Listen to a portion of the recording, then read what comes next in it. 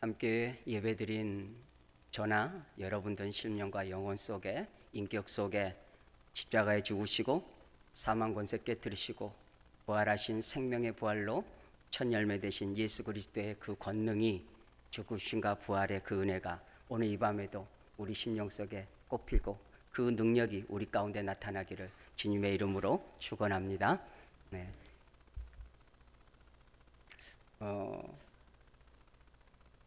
물고기가 죽으면 거스러 올라갈 수 없다고 하죠.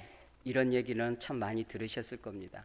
살아있는, 생명 있는 붕어든 뭐가 됐든 역류하는, 반대로 흐르는 물을 거슬러 올라갈 수 있습니다. 아마 대표적으로 연어이지 않을까 싶습니다. 자기가 낳았던 그 고향이라고죠. 알로 태어났던 그곳을 어떤 기능적으로 이렇게 찾아가는지 모르겠어요. 그 넓은 바다까지 흘러갔다가 기소 본능으로 물을 거슬러서 끝까지 찢긴 그 몸으로도 기어코 생존하여서 자기가 낳던 곳에서 부화하고 알을 낳고 생을 마감하는 것이 연어의 특성이고 또 살아있는 물고기들의 특성이라 볼 수 있습니다. 세상적 가치관, 세상 사람들이 살아가는 가치관, 대다수 주류가 생각하는 가치관들은 높이 올라가는 것이고, 그 올라간 자기의 최선의 정점에서 그것이 권세가 됐던 권리가 됐던 그런 것들을 누리면서 자기 삶의 보상을 받는 마음으로 살아가는 이들이 많습니다. 어떤 면에서는 부러움이 있죠. 우리 사회의 엘리트와 그런 계층이 누릴 수 있는 권세가 다르지 않겠습니까? 그런데 자기에게 주어진 그 권세, 권한만 사용해도 참 좋은 사람들이에요. 법률에 정해졌건 테두리 안에 주어졌건 사회적으로 통용적으로 인정하건 주어진 범위 안에서만 사용해도 참 좋은 사람이라 생각이 되고 평가가 됩니다. 그러나 우리의 일상에서 보면 뉴스에서 오가는 그런 뉴스들, 혹은 우리 삶에 우리 자신뿐만 아니라 주변에서 일어나는 것들은 그 권한만이 아니라 그 울타리를 뛰어넘어서 남용을 하죠. 그것을 권력 남용이라. 아마 정치권에서 주로 이런 뉴스를 볼 때 권력 남용합니다. 자기에게 주어진 법률적인 그 권한을 뛰어넘어서 사용되어지는 것을 권력 남용이라고 합니다. 어찌하든지 그 법의 테두리를 뛰어넘어서 자기의 이권과 남용을 위해서, 자기의 권리 이상의 것을 위해서 이러한 일들이 우리 주변의 역사 속에서도 오늘 현재, 오늘 살아가는 국가적으로 우리 주변에 늘 있습니다. 그래서 성경적으로 볼 때 세상 속에서 살아가는 우리 그리스도인들인데 예수님 믿는 사람이라면 여기서 갈등이 오기 시작합니다. 왜 주님께서는 성경에서는 세상처럼 잘 나가게 하시면 좋은데 역류하라고 말씀하시는 거죠. 거슬러 올라가라. 다수가 쫓는 세상적 가치관을 따르지 말고, 그게 다수결이 100에서 90명이 가든 1만에서 9천 명이 가든 다수가 가는 그 길을 따르지 말고 소수의 한 명이라 할지라도 역류하여서 주의 뜻을 품고 가라는 것이 주님의 명령이고 말씀인데, 여기에 대단한 부담감이 있고 그렇게 살아가지 못하는, 역류하지 못하는 우리의 삶이 볼 때 참 우리 자신이 한계점을 느껴지기도 합니다. 그러므로 우리의 지난날의 연약한 모습들이 오늘 또 십자가에 죽으신 보혈의 능력이, 우리의 연약함이 그리스도의 보혈의 능력과 생명의 부활로 십자가의 능력과 부활의 능력이 오늘 이 예배 시간에도 다시 한번 그 능력이 우리 안에서 살아 역동할 때에 우리가 주어진 말씀을 가감없이 다시 마음판에 새기고 그 새 힘을 얻어서 열매 맺는 그런 삶을 다시 각오하지 않겠나 생각을 해봅니다. 그러므로 한번 여기서 정리해 보면, 다수가 살아가는 세상적 가치관을 사는 그런 삶이 아니라 주님께서는 오늘 또 우리에게 다수가 아닌 소수의 좁은 문을 우리에게 가라고 말씀합니다. 그런데 이것이 우리의 실제 삶에 참으로 어렵다는 것입니다. 밭에 뿌리지 않아도 왜 그렇게 잡풀들은, 억새들은 그렇게 자연스럽게 걸음질을 하지 않아도 억세게 그렇게 자라날까요? 악한 것은 쓴 뿌리들은 노력하지 않아도 그렇게 자랍니다. 좋은 알고 콩을 심든 파를 심든 무엇을 심든 노력하지 않으면 저절로 자라나지 않고 결실을 맺지 못하는데, 악한 것은 쓴 뿌리들은 풀들은 가만히 두어도 어디서 그렇게 영양분을 다 먹고 자라는지 모르겠습니다. 그러므로 우리의 심령이 밭이라고 한다면 우리 스스로가 하나님 앞에서 말씀으로나 기도 가운데 또 은혜 속에서 이 잡풀들을 본성적으로 가지고 있는 우리 악함의 DNA가 있어요. 그걸 누가 말하지 않아도 우리 자신들이 경험적으로 살아오기 때문에 그것을 경작하지 않으면, 뽑아내지 않으면, 그런 수고와 애씀과 자기 성찰이 없으면, 하나님 앞에서의 말씀과 기도로 대면함이 없으면 그 일들을 우리가 해나갈 수 없다라는 것입니다. 다시 말씀드려서 오늘 본문에서 말씀하는 것처럼 예수 그리스도의 마음을 품고 이제 그 마음이 무엇인지를 같이 살펴보는데, 주님의 마음은 세상과 역류하는 마음, 세상을 거슬러서 우리에게 주어진 그 고난보다도 더 내려놓으라고 말씀하십니다. 우리에게 주어진 고난만 사용해도 인격적이고 훌륭한 인물인데, 주님께서는 같이 살펴보겠지만 주어진 그 고난마저도 비우고 내려놓고 절제하라고 하시는 거죠. 이게 우리에게 딜레마고 고민이고 힘겨움이란 거예요. 그럼에도 불구하고 우리가 그것을 포기하지 않거나 주저할 수 없는 우리의 싸움이 거기에 있다는 겁니다. 그러면 먼저는 우리가 가지고 있는 근본된 영적인 마음의 근본된 상태, 인간의 상태, 물론 예수 그리스도를 믿고 우리가 구원을 받았고 하나님의 영이신 그리스도의 영 보혜사 성령이 우리 안에 내주하심으로 늘 우리가 동행하심에도 불구하고 한편에는 또 무엇이 늘 꿈틀거리고 있냐면 우리가 타락된 본성으로서 죄의 DNA가 깊이 뿌려 박혀 있다는 겁니다. 인두로 말의 엉덩이에 지져 놓은 것 같이 지워지지가 않아요. 그래서 그것을 가만히 방관하면, 냅두면 풀이 자라나듯이 언제든지 우리 안에서 자라난다는 거예요. 그래서 우리의 신앙이 어느 한때 자라고 어느 때 은혜롭고 이것이 지나지 않아요. 어제 없던 풀이 오늘 금방 나는 것처럼 우리의 영적인 상태가 늘 그렇게 경각심을 가지고 깨어있지 않으면 무너지기 쉽다는 겁니다. 왜 그러느냐? 우리 안에 은혜로운 마음도 있지만 타락된 본성의 DNA와 그런 것들이 있기 때문에 그렇다는 것입니다. 그래서 먼저는 우리가 주님의 마음을 이해하기 전에 우리의 본성적인 것을 이해해야 된다는 겁니다. 사탄의 교만한 마음이 우리 안에 이미 가라지처럼 뿌려져 있어요. 그래서 이사야 14장 13절에 보면 이렇게 말씀하고 있어요. 내가 내 마음에 이르기를 내가 하늘에 올라 하나님의 묵별 위에 내 자리를 높이리라. 내가 북극 지폐의 산 위에 앉으리라. 가장 높은 구름에 올라가 지극히 높은 이와 같이 같아지리라 하는도다. 가장 높은 구름에 올라가 지극히 높은 이와 같아지리라. 하나님과 같이 동등됨을 취하고자 하는 것이 사단의 마음이고 그 사단의 유혹에 넘어간 것이 아담의 시조이기 때문에 그 아담의 쓴 뿌리가 여전히 우리에게도 잔존해 있고 남아 있다는 것입니다. 그러므로 우리의 본성을 알 때에 또 인지하고 기억할 때에 주님께서 오늘 주시는 이 본문의 말씀 속에서 우리가 이 경계하고 또 그 말씀이 뿌리 내릴 수 있도록 그런 과정의 삶을 살아갈 수 있다 생각해 봅니다. 그러므로 먼저는 이제 시작해 봅니다. 5절에 보니까 너희 안에 이 마음을 품으라. 곧 그리스도의 예수의 마음이다. 너희 안에 이 마음을 품으라. 우리의 마음과 내면과 인격 속에, 성품 속에 그리스도의 마음을 녹여드려라. 녹여라는 거죠. 우리가 저는 만들어 보지는 않았지만 빵을 만들 때 밀가루로만 하지 않더라고요. 마지막에 꼭 무엇을 넣죠? 베이킹 파우더죠. 소다요? 소다인가요? 그러면 이 기존에 있던 질량을 그 이상으로 2배 정도 부풀려서 발효가 되는 거죠. 이 소다 같은. 그러니까 우리 안에 그런 거, 우리의 본성으로 그냥 있으면 절대로 그 이상의 품질이 좋은 빵을 만들 수 없다는 거죠. 우리 스스로의 자체적으로 우리 안에, 우리의 내면에, 우리의 성품 속에 우리 자체적으로는 우리가 그 이상의 것을 만들어내지 못한다는 겁니다.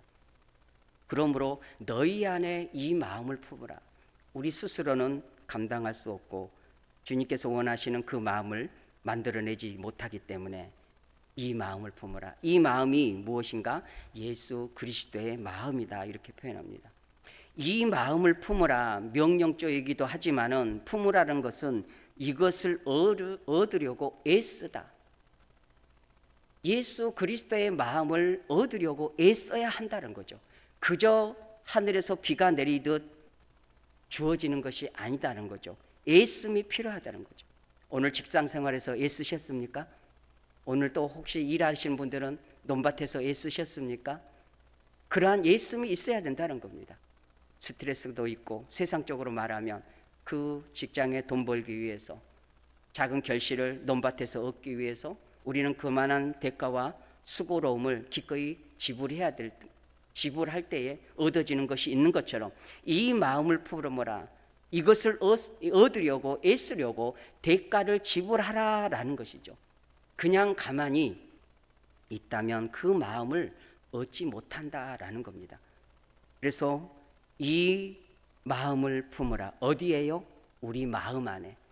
우리 마음 안에 이 마음을 품으라. 그 그리스도 예수의 마음이다. 여기서 이제 질문 하나를 던져보면서 나아갑니다. 그렇다면 예수 그리스도의 마음이 뭘까? 이제 이게 답이겠잖아요.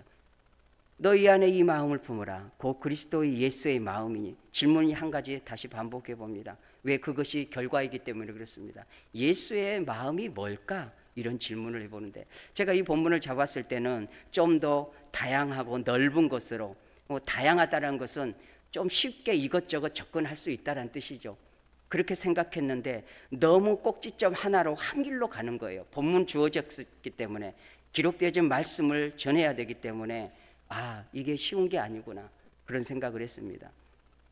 자, 그러면 6절부터 8절부터 보면 이제 이 역사적으로 초대교회부터 이 빌립보서가 기록되어진 이후에 초대교회 성도들이 6절부터 8절까지를 어떤 식으로 불렀냐면은 그리스도의 창가다, 시를 읊는 것처럼 찬송하는 것처럼 이 6절로 8절을 사용했다는 것입니다. 한번 여러분들이 다시 한번 그러한 마음으로 읽으시되 우리를 앞서간 2000년 전에 우리를 앞서간 믿음의 사람들이 예배 시간에 또한 말씀을 묵상할 때 이것을 시로 읊듯이 찬양으로 올려드듯이 이 본문을 읽었구나, 그런 마음을 이해하시면서 여러분들이 한번 먼저 6절을 읽어보십니다. 시작.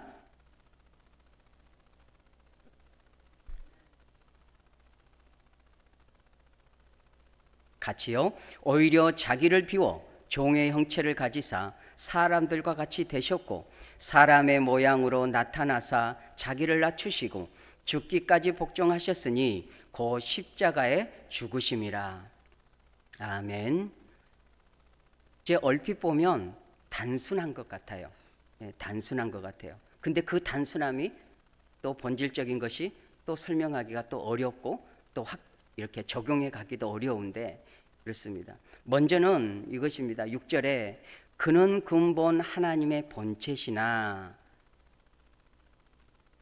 예수 그리스도의 마음을 품으라, 그리스도 예수의 마음을 품으라 했을 때 먼저 제시하는 것이 6절에 그는, 예수님은, 십자가에서 죽으시고 부활하신 그 예수님은, 이런 뜻이죠.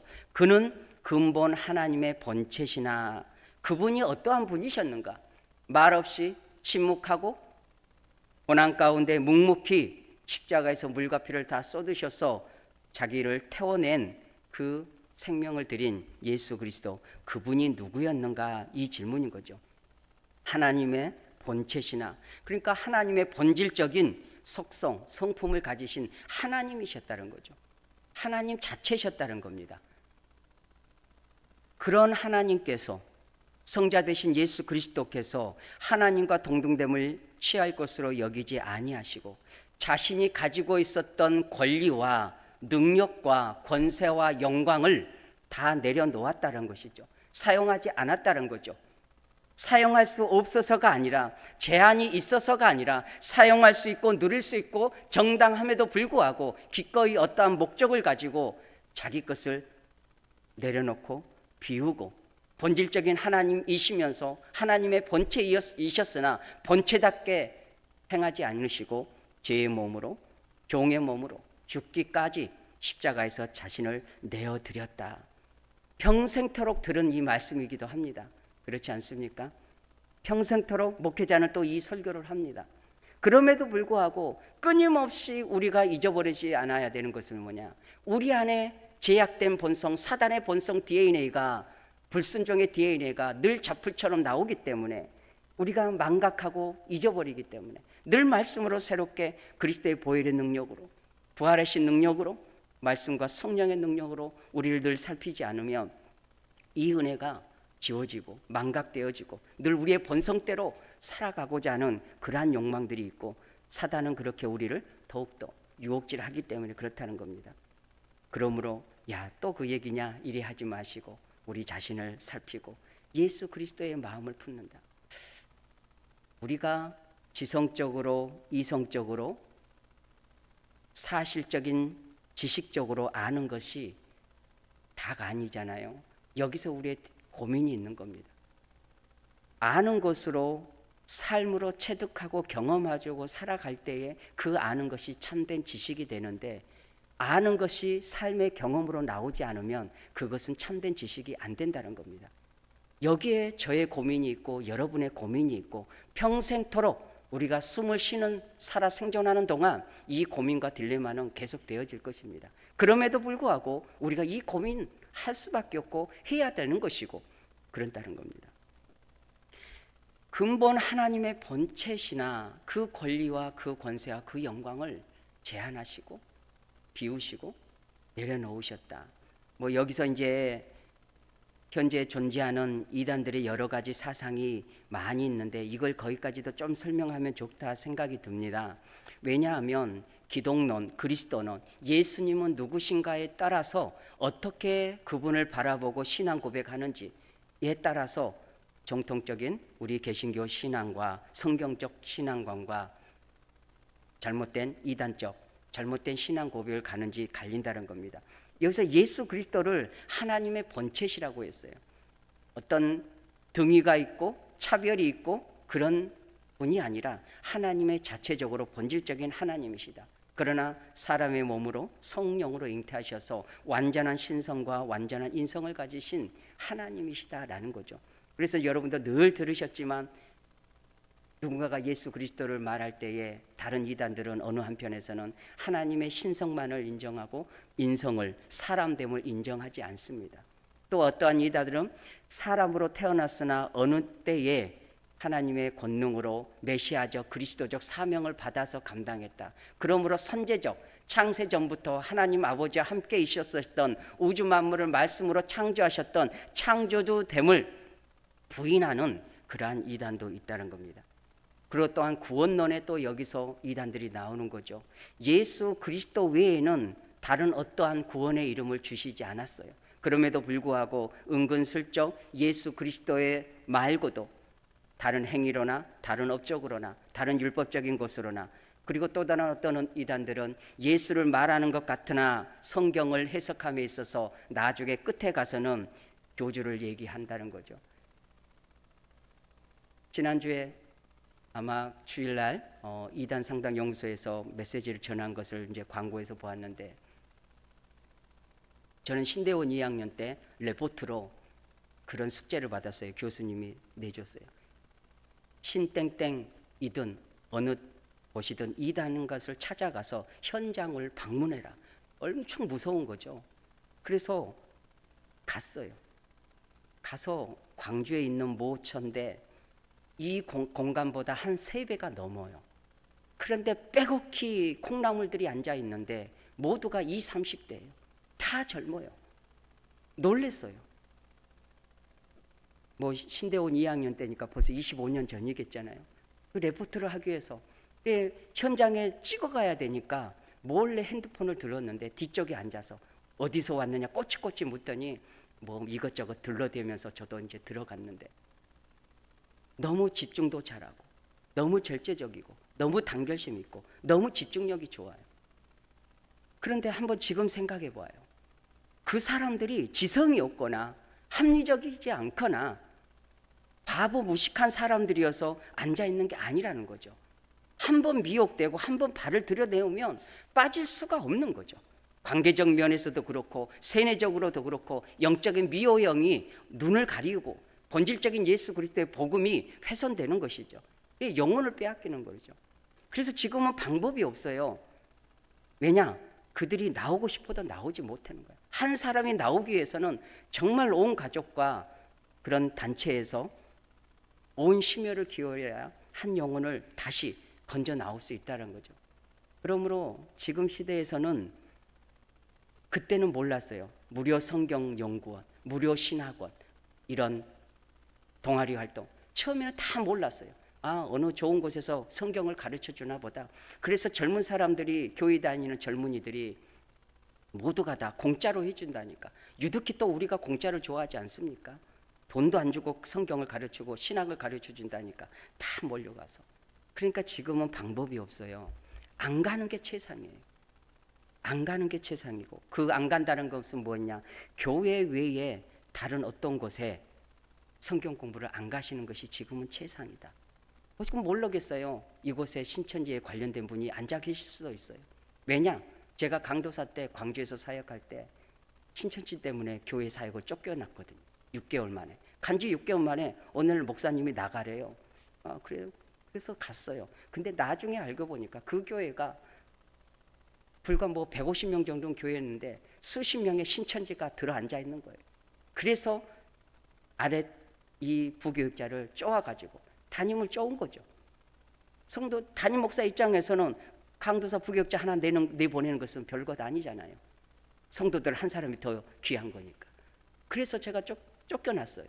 그리고 세월이 한 2, 3년 지나서 들려오는 소식이 그 목사님도 어려움을 당해서 떠난 거죠. 그게 뭐냐? 신천지들이 그 안에 그렇게 있었다는 거죠. 이 만만치 않은 거죠. 지금 해남에도 신천지의 어떤 자기들의 집회 장소가 생겨서 1000명이 넘는다고 그래요. 진도도 모임을 갖고 있고. 이게 두려운 얘기예요. 그래서 새신자가 오면 그렇게 요즘에는 달갑지가 않아요. 왜냐? 안경을 끼고 봐야 되거든요. 서로가 서로를 경계하지면 안 되는 그런 현실이 됐어요. 그렇다는 겁니다. 정리합니다. 하나님의 본체시나 하나님과 동등됨을 여기지 않았다. 그래서 그리스도께서 가지고 계시는 그 영광과 권세와 권리들을 다 내려놓으셨다. 하나님 됨에 제한을 두셨다라는 거죠. 왜 그러면 그리스도께서는 자신의 제한을 두셨을까? 먼저 요한복음 1장 1절을 한번 읽어보시고 PPT 한 점 말씀을 읽어보시고 예수 그리스도가 누구신지 한번 더 말씀으로 살펴보고 넘어가겠습니다. PPT 한번 주시면 좋겠습니다. 요한복음 1장 1절 여러분들 같이 읽어봅니다. 시작. 태초에 말씀이 계시니라. 이 말씀이 하나님과 함께 계셨으니 이 말씀은 곧 하나님이시니라. 그가 태초에 하나님과 함께 계셨고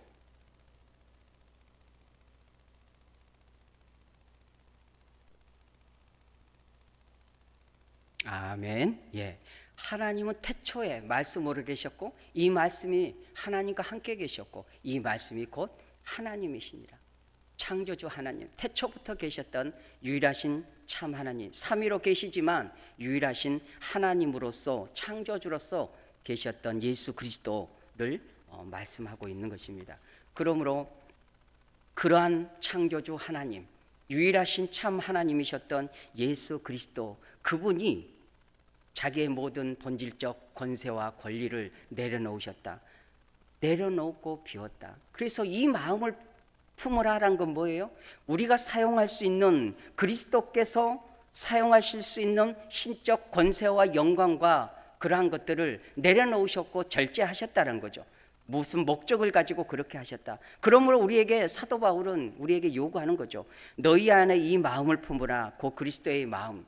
다시 말해서 예수 그리스도를 본받는다는 것은 우리가 사용할 수 있는, 우리 사회적 지위가 됐든 우리 교회 안에서 직분이 됐든 우리 개인의 어떠한 인격성이 됐든 그 안에서 예수 그리스도를 본받아 주님과 같이 우리가 가질 수 있는 특권들, 권리들, 주장들, 이런 것들을 제한하고 내려놓을 때에 그리스도의 마음을 본받는다, 그리스도의 마음을 갖는다, 이렇게 보는 거죠.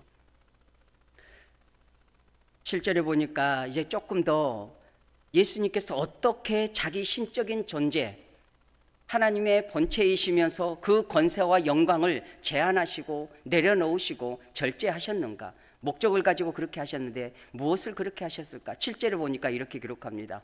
오히려 자기를 비워, 자기를 비운다라는 거죠.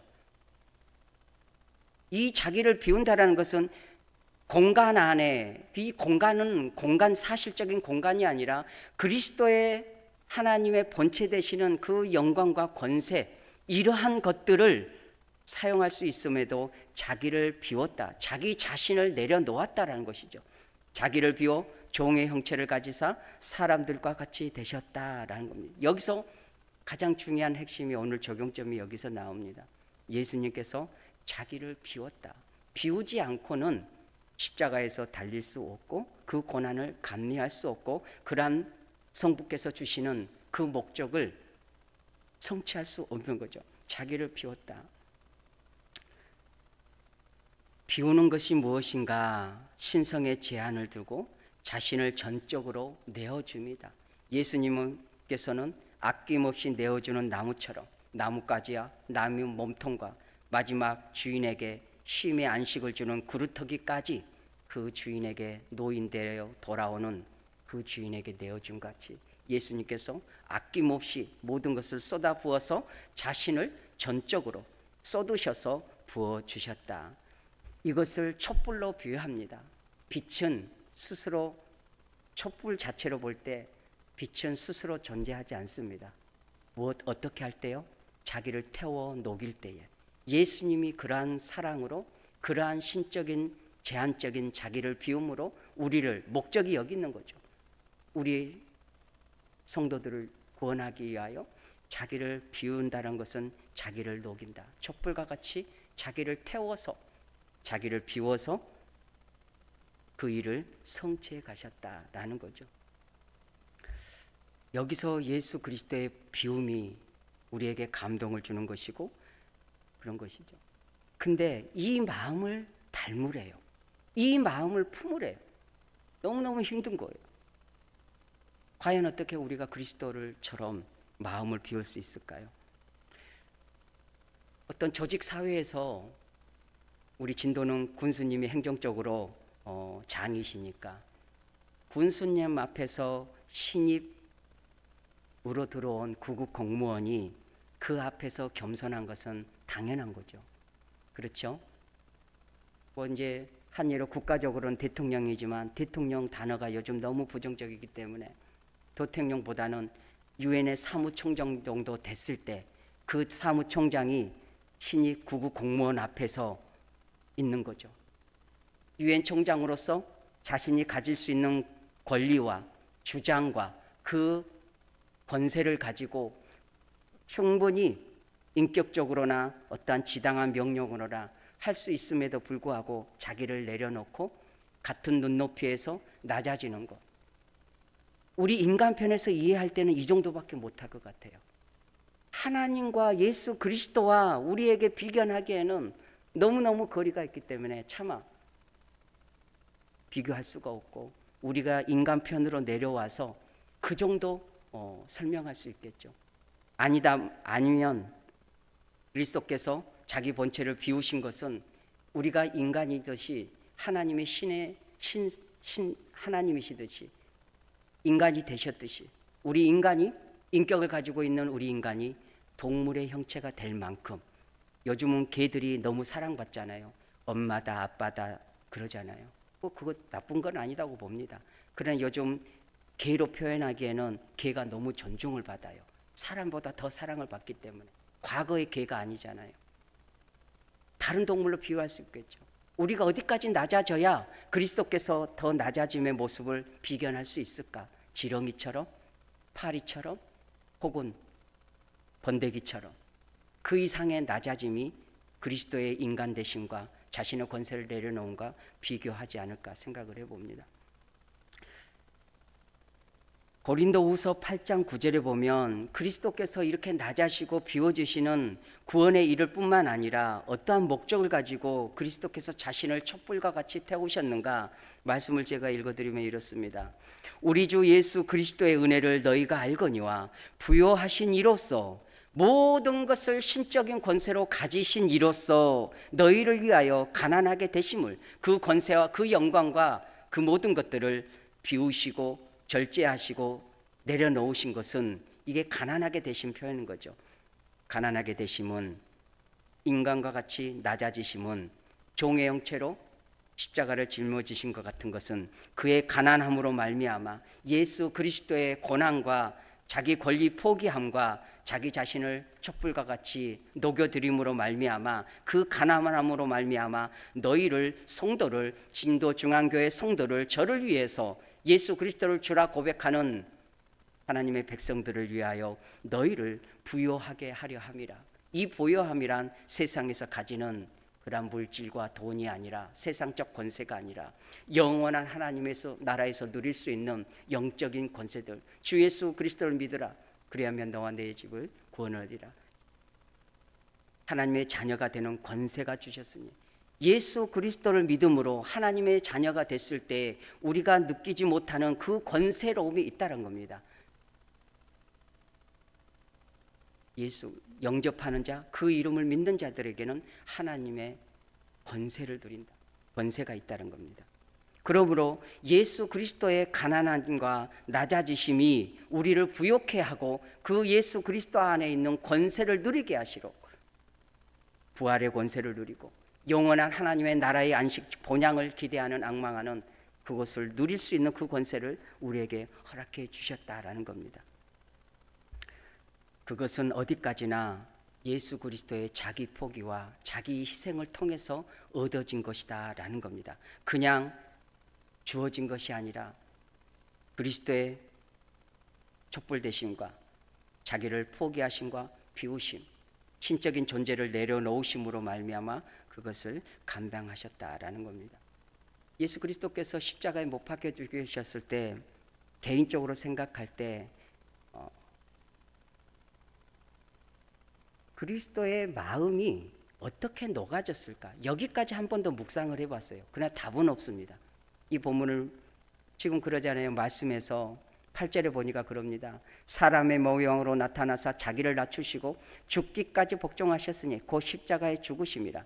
그러면 예수 그리스도께서, 하나님이신 그분께서, 창조주 되신 그분께서, 우주 만물을 통치하시는 그분께서, 왕 되신 그분께서 사람으로 오셔서 자기를 낮추시고 죽기까지 복종하시고 십자가에 죽으시고, 제자들은 다 떠나고 십자가에 못 박혀 운명하는 그 시간에 손가락 들어 내가 하나님의 아들이어든 내려와 보라.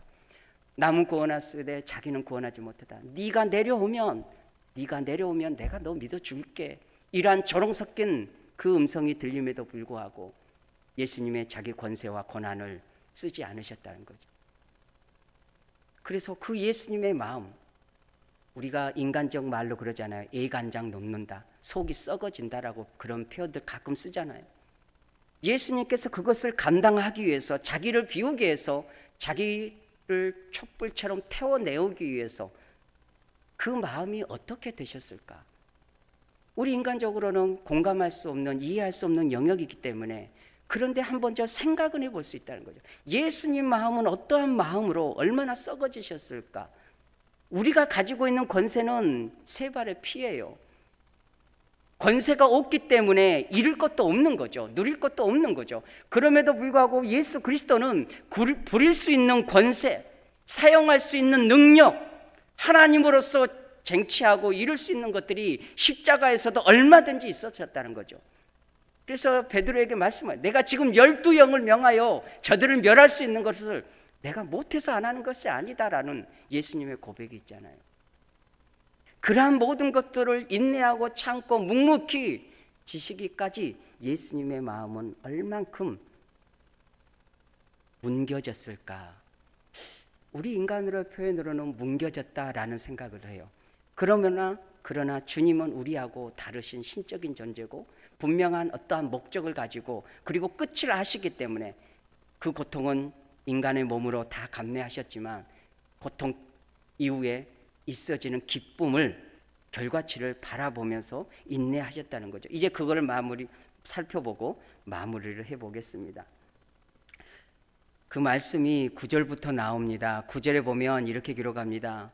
이러므로 하나님이 그를 지극히 높여 모든 이름 위에 뛰어난 이름을 주사 하늘에 있는 자들과 땅에 있는 자들과 땅 아래에 있는 자들로 모든 무릎을 예수의 이름에 꿇게 하시고, 십자가의 고난과 자기를 비우고 그 모든 권세와 능력을 제한하셨던, 스스로 절제하셨던 그리스도를 성부 하나님께서 이제는 역전의 하나님, 그리스도의 낮아지신 비하인데 이제는 승기로 다시 높이셨다는 거죠.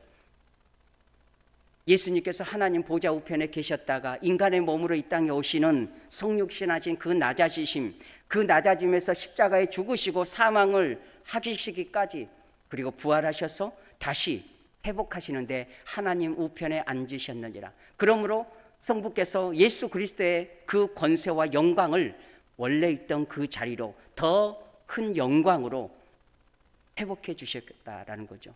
그래서 그리스도를 주라시나는 모든 이들, 그리고 하늘에 있는 자들, 땅에 있는 자들, 땅 아래에 있는 자들까지도 다 그랬다는 겁니다. 한 가지 예로 당시에 예수님에게 손가락질하면서 네가 예수냐, 네가 하나님의 아들이냐, 내려와 보라, 내가 너 믿어줄게 했던 그 사람, 예수님의 옆구리로 창을 찔렀던 그 병사, 그들이 지옥에 있지 않겠습니까? 심판받지 않았겠습니까? 그들이 이제는 예수 그리스도를 하나님 되심과 하나님의 아들 되심을 찬양하고 고백하고 그 앞에, 예수의 앞에 무릎을 꿇는 그러한 상태를 나타내 준다는 거죠. 믿는 자들은 당연하게, 하늘의 천사들도 당연하게 하나님을 영광스럽게 예수 그리스도를 높일 수 있는데, 통쾌한 것은 예수를 조롱했던 이들, 옆구리를 찔렀던 이들, 핍박했던 이들이 이제는 두말할 수 없이 그리스도를 하나님으로, 하나님의 아들로, 존귀한 자로 영광 돌리는 그 자리에 서게 된다는 것이죠. 그것이 14절에 모든 입으로 예수 그리스도를 주라 시인하여 하나님 아버지께 영광을 돌리게 하셨느니라. 영광을 돌리게 하셨느니라. 우리에게 주어진 숙제가 이제 마무리해 가면서, 그러면 우리가 그리스도의 마음을 본받고 신의 권능을 가졌음에도 자기를 비우고 제한하셨던 예수님을 본받으라면 우리에게 주어진 그 권리와 권세, 영광, 각자에게 주어진 것들을 어떻게 제한하고 어떻게 비울까? 여기는 지금 이 빌립보서는 빌립보 성도들에게 보내는 서신이에요. 세상 사람들이 아니라 예수 그리스도를 주라 고백하고 예수 그리스도 하나님 삼위일체 하나님을 예배하고 그 주님의 이름으로 기도하고 모이고 서로 주 안에서 하나 된 성도들에게 주는 메시지란 거죠. 예를 들어서 이렇게 생각해 보십시오. 아저씨, 그거 새치기 하지 마세요. 거기 줄 좀 잘 좀 쓰세요. 이건 왜 그랬겠어요? 새치기 했으니까, 줄 좀 잘 안 섰으니까 이런 메시지가 나오는 거죠. 그러나 오해하지 마십시오. 누군가를 들으라고 하는 얘기 절대 아니지 않습니까? 성경에서 주어지는 권면들은 그런 거죠. 야, 너 공부 좀 해라. 그런 거는 공부를 안 하고 있기 때문에 엄마의 날카로운 음성이 나가는 것처럼 사도 바울이 애타는 심정으로 이 빌립보 성도들에게 이 메시지를 하는 거죠. 너희 안에 이 마음을 품어야 돼. 그 마음이 뭐냐? 그리스도 예수의 마음이야. 근데 그분이 어떻게 우리 앞에서 비우셨는지 너희 알지 않느냐? 그는 하나님의 본체셨고 하나님의 아들이셨고 창조셨어. 그러나 그는 사람으로 오셨고 자기를 비워 죽기까지 너나 나를 위해서, 우리를 위해서 죽으셨다. 그러므로 주님이 비움과 같이, 주님의 희생과 같이 교회 안에서나 사회 안에서나 우리가 어떻게 해야 될까라고 던지는 거죠. 이 빌립보를 쓰는 이 사도 바울이 그 빌립보 성도들을 향하여 이런 심장의 마음을 가지고 있었던 거예요. 1장 8절에 보니까 내가 예수 그리스도의 심장으로 너희 무리를 얼마나 사모하는지 하나님이 내 증인이시라. 정말 지금 인류에 존재하는 그리스도인 중에 이 고백할 수 있는 사람이 드물어요. 저는 없다고 생각을 해요. 내가 예수 그리스도의 심장으로, 예수 그리스도의 마음으로 너희 무리를, 성도들을, 빌립보 교회 성도들을 얼마나 사모하는지 하나님이 내 증인이시라. 하나님이 아신다는 거예요. 이런 목회자적 열정과 사랑을 품고 성도들에게 권면하고 메신저를 보내고 그리스도의 몸된 교회가 그리스도의 비하와 낮아지심과 자기를 절제하심을 본받아서 서로 각자 모양이 다르지만 하나님의 삼위일체의 신비로운 연합과 같이 성도들이 각자 주장이 있고 각자 오름이 있고 각자 자기 내면 안에 있는 것들이 있음에도 불구하고 그리스도 안에서 함께 연합하여 한 믿음과 한 성령과 한 세례를 받은 우리가 예수 그리스도의 마음으로 기꺼이 비우고 낮아지는 그러한 자세를 가져야 된다. 어떤 그런 메시지를 빌립보 성도들에게 주는 이 사도 바울의 애타는 심정을 가지고 있는 것을 봅니다. 말씀을 정리해 봅니다. 부끄럽죠. 여러분들에게 이 말씀을 가지고 설교하기도 부끄럽습니다만은 어찌하든지 기록되진 말씀 속에서 진도중앙교회가 이 말씀을 마음판에 새겨서 그리스도 안에서 아름다운 모습으로 하나된 모습 가운데 서로 존중히 여기고 굳이 이겨서 승리했다고 해서 목소리 크다고 해서 좋은 거 없잖아요. 절대 오해하지는 마십시오. 그건 아무것도 저는 모릅니다. 그러나 말씀에 의해서 우리가 그리스도 예수의 마음을 본본다는 것은 가장 보편적인 것이 아니겠습니까? 가장 우리 신앙의 제1번이지 않겠습니까? 예수 그리스도를 본받는 것이 우리의 삶에 그리스도인답게 살아가는 목적이 있기 때문에 그렇습니다. 조금 더 양보하고 조금 더 허용하고 이게 예수님을 본받는 모습이란 겁니다. 우리가 사진 하나 보고 마무리하겠습니다. 사진 하나 보여주시면 이렇습니다. 멍에를 맨 소의 모습입니다. 이게 결의입니다. 보통 우리나라 시골에서 보면 한 마리 갖고 멍에를 매잖아요. 예수 그리스도와 우리가 성도가 멍에를 같이 맨다. 말씀해 보니까 이렇게 기록해요. 마태복음 11장 29절에 나는 마음이 온유하고 겸손하니 나의 멍에를 메고 내게 배우라. 그리하면 너희 마음이 쉼을 얻으리라. 이는 내 멍에는 쉽고 내 짐은 가벼움이라 하시니라. 주님께서 멍에를 여러분 각자 한 분과 함께 멍에를 함께 지신다. 그 멍에는 예수 그리스도의 마음의 온유함과 겸손함이다. 이 멍에를 주님이 함께 져 주신다고 하는 거죠. 우리 스스로가 질 수 없기 때문에, 우리 스스로는 감당할 수 없고 쓰러지기 때문에 예수 그리스도의 권세에 힘입어 예수 그리스도의 십자가의 죽으심과 부활의 권능을 가지고 함께 주님이 어깨동무하고 우리를 격려하여서 오늘도 나와 함께 가자. 사랑하는 이여, 어여쁜이여, 나와 함께 가자. 이 말씀을 오늘 저나 여러분에게 주시는 주님의 음성으로 듣고 기꺼이 예수 그리스도의 마음을 각자 품고 우리에게 주어진 여건과 고난 안에서 주님을 닮아가는 모습이 있어지기를, 그러한 화평의 모습이 있어지기를 주님의 이름으로 축원합니다. 기도하겠습니다.